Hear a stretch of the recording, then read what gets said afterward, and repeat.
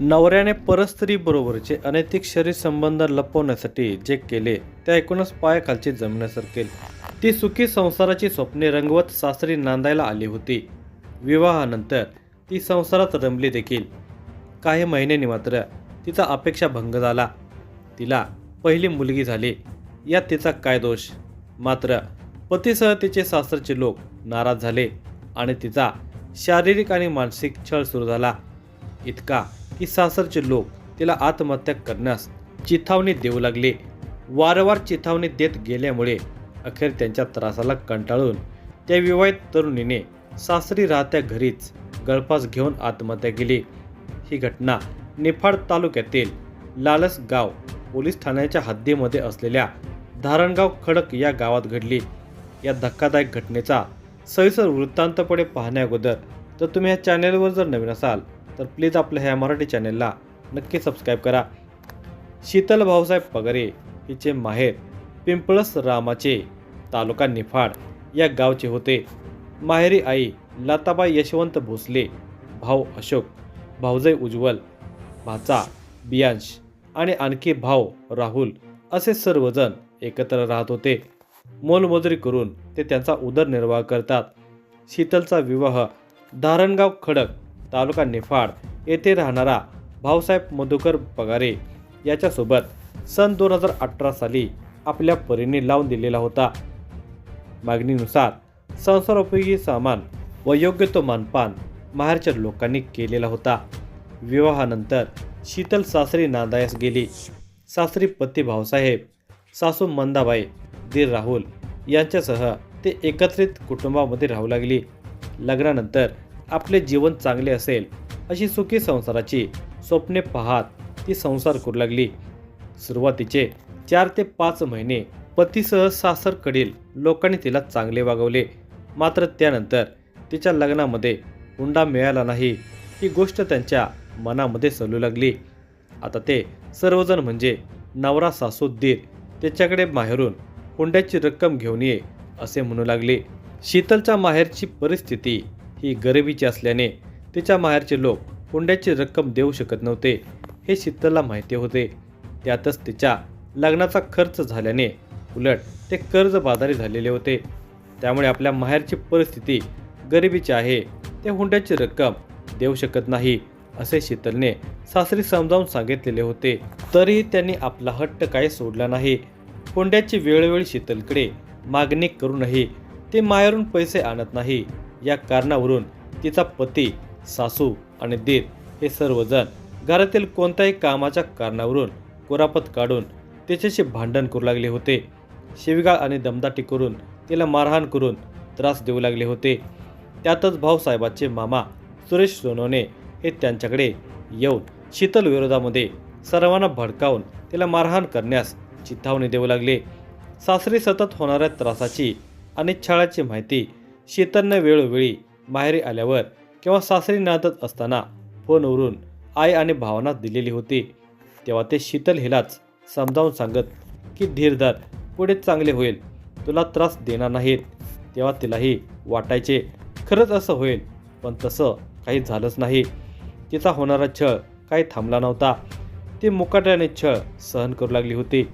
त्यातच शीतलला पहिली मुलगी झाली आणि आगीत तेल ओतण्यासारखा प्रकार झाला. तिचा नवरा, सासू, दीर आणि मामे सासऱ्याला निमित्त मिळाले. तिच्या सासूने शीतल आणि तिच्या आईबरोबर मुलगी झाली म्हणून कडाक्याचे भांडण केले.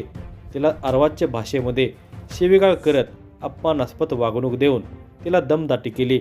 आम्हाला मुलगा हवा होता, तुला मुलगी झाली असे तिला सर्वजण वारंवार टोमणे मारू लागले होते.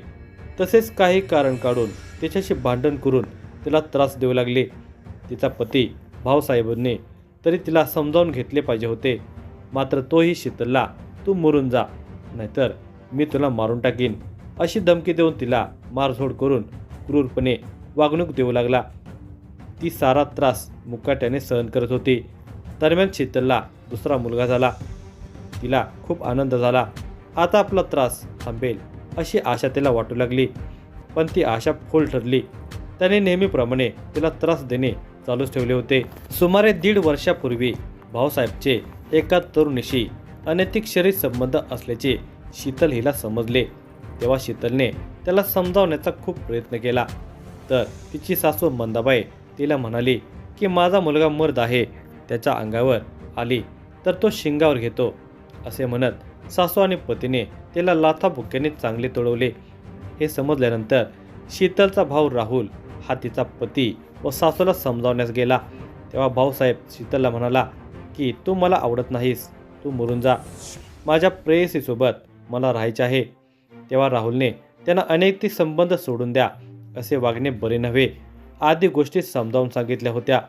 मात्र भाऊसाहेबाने तुझ्या बहिणीला घेऊन जा, ती मला नको, असे म्हणत त्याला हाकलून दिले होते. सुमारे 1 महिन्यापूर्वी पती भाऊसाहेब आणि त्याचे प्रेयसी यांच्यामध्ये झालेली अश्लील चॅटिंग शीतलला पाहावयास मिळाली. त्याबाबत तिने त्याला जाब विचारला. तेव्हा त्याच्या सासूने तिला म्हटले की तू कमी पडतेस म्हणून त्याने दुसरी ठेवली.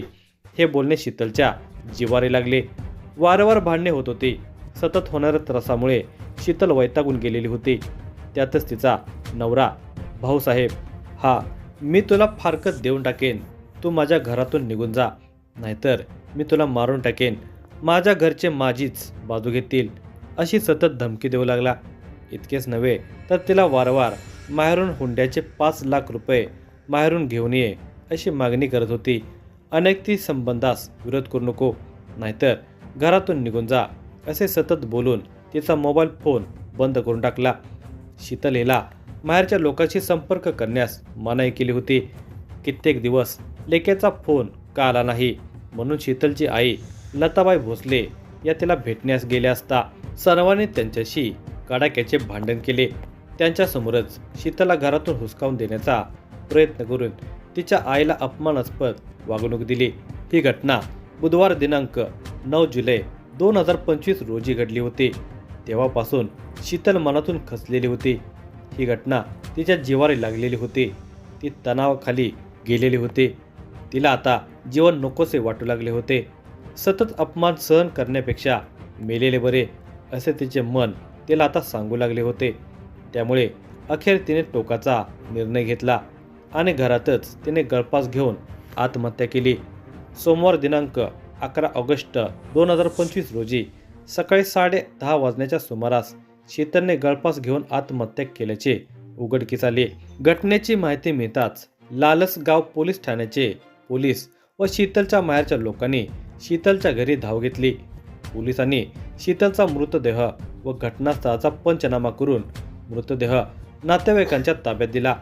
राहुल यशवंत भोसले राहणार पिंपळस रामाचे याने दिलेल्या फिर्यादीनुसार लालसगाव पोलीस ठाण्यामध्ये गुन्हा रजिस्टर नंबर 194/2025 अन्वये BNS कलम 108, 85, 115(2), 352, 351(2) व 35 नुसार पती भाऊसाहेब मधुकर पगारे, सासू मंदाबाई मधुकर पगारे, दीर राहुल मधुकर पगारे, सुरेश मोतीराम सोनवणे आणि विमल पिसाळ यांच्या विरोधामध्ये गुन्हा दाखल करण्यात आला. या सर्व संशयित आरोपींनी मारहाण करून व हुंड्याच्या रकमेच्या कारणावरून शारीरिक आणि मानसिक छळ करून तसेच आत्महत्या करण्यास वारंवार चिथावणी दिल्याने तिने गळफास घेऊन आत्महत्या केली, असे फिर्यादीमध्ये म्हटलेले आहे. पोलीस अधीक्षक बाळासाहेब पाटील, अपर पोलीस अधीक्षक आदित्य मिरखेलकर, उपअधीक्षक डॉक्टर निलेश पालवे यांच्या मार्गदर्शनाखाली सहाय्यक पोलीस निरीक्षक भास्कर शिंदे सदर गुन्ह्याचा तपास करत आहेत.